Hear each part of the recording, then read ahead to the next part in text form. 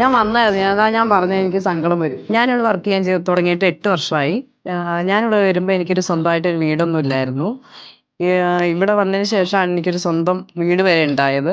മഹാറാണി എൻ്റെ ഒരു കുടുംബമാണ്. ഇവിടുത്തെ മാനേജ്മെൻറ്റും സ്റ്റാഫും എല്ലാവരും ഒരൊറ്റ ഫാമിലി പോലെ ഏതൊരാവശ്യത്തിനും നമ്മുടെ കൂടെ നമ്മളെ സപ്പോർട്ട് ചെയ്യുന്ന ഒരു ടീമാണ് ഇവിടെ ഉള്ളത്.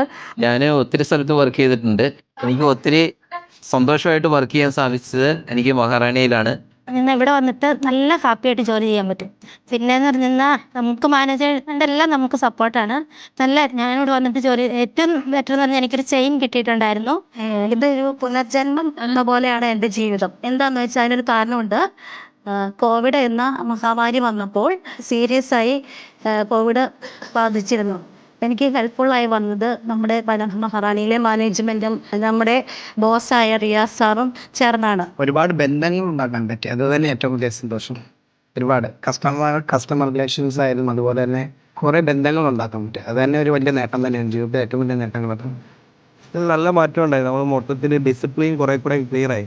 വർക്ക് ചെയ്യാൻ ഭയങ്കര സുഖമാണ്. ഇവിടെ വന്നിട്ട് ഒരുപാട് ഫ്രണ്ട്സിനെ കിട്ടിയതാണ് ഏറ്റവും കൂടുതൽ. നല്ല തിക്കായിട്ടുള്ള ഫ്രണ്ട്സ്.